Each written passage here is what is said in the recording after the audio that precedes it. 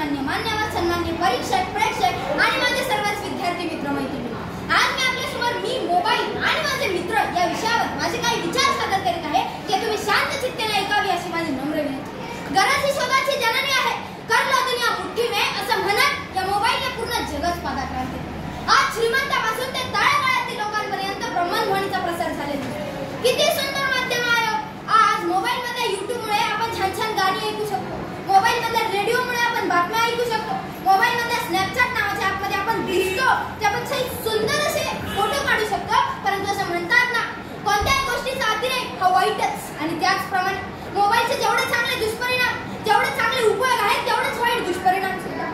काल परवा ज्याने मोबाईल शोधला त्याचं असं ट्वीट होतं की पश्चाताप झाला मला हे साधन तुमच्या समोर आणून।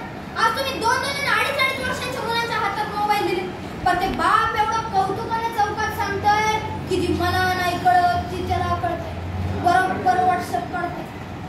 पूर्वीच्या काळी पाहुणा घरी यायचा तेव्हा आई चहा घेऊन जायची, तेव्हा पाहुणा विचारायचा छोटा कितवीला आहे, दादा कितवीला आहे, दीदी कितवीला आहे। पण आज जर पाहुणा घरी आला तर आणि आईने चहा केला आणि चहा घेऊन गेली तर पाहुणा काय विचारते, छोट्या पिनचा चार्जर आहे, चपट्या पिनचा चार्जर आहे।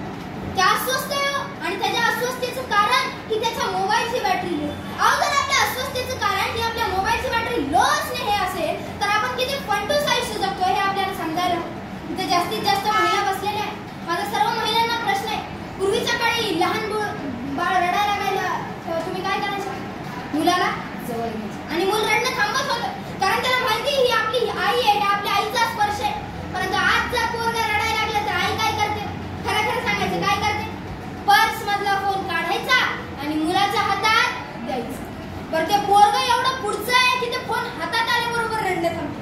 म्हणजे एकंदरीत आईच्या स्पर्शाची जागा ही जर मोबाईलने घेतली असेल तर हा कुणाचा विजय आहे, विज्ञान तंत्रज्ञानाचा विजय आहे की मातृत्वाचा पराजय आहे हे ठरवण्याची वेळ आली असं मला वाटतं। आज माझा मित्र 20-25 हजार रुपये खर्च करून ट्रिपला जातो, बरं गेला तर त्याच्यामध्ये वावगं असं काहीच नाही हो, म्हणजे गेला तर ते फोटो काढते स्टेटसला टाकते, फोटो काढते स्टेटसला टाकते, आणि ते स्टेटसला ठेवलं तर त्याच्यामध्येही वावगं असं काहीच नाही।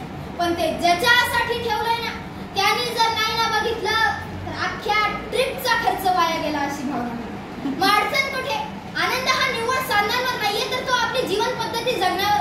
आज माझे मित्र मी सुद्धा पबजी सारखे भयानक गेम्सच्या नादी लागून आज रात्री अपरात्री आम्ही हे गेम खेळतो, ज्याने आमचा जीवही जाऊ शकतो याची सुद्धा आम्हाला जाणीव नसते।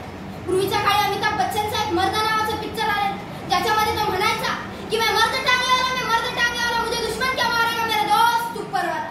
परंतु आज मात्र माझे मित्र आणि मी या पबजीच्या गेमच्या नादात अडकून व्यसन लागून पूर्व 2-3 वर्षात म्हणायला लागतील की मैं दारू पीने वाला, मैं गुटखा खाने वाला, मैं दारू पीने वाला, मैं गुटखा खाने वाला, मुझे दुश्मन क्या मारेगा, कुछ सालों में मैं खुद ही मरने वाला। अरे टेन्शनच नाही। एवढी आजची आपली ही तरुणाई मोबाईलच्या याच्यात विळख्यात अडकत चाललेली आहे। मग माझ्या या सर्व मित्रांना आणि मला मी स्वतः समजावून घेणं बरोबर आहे आणि मित्रांना सुद्धा सांगणं गरजेचं आहे की मोबाईल हा कशासाठी वापरायचा आणि कशासाठी वापरू नये हे आपल्यावर अवलंबून असतं। आणि एवढे बोलून मी माझे 2 शब्द संपवतो आणि इथेच थांबतो। जय हिंद, जय महाराष्ट्र।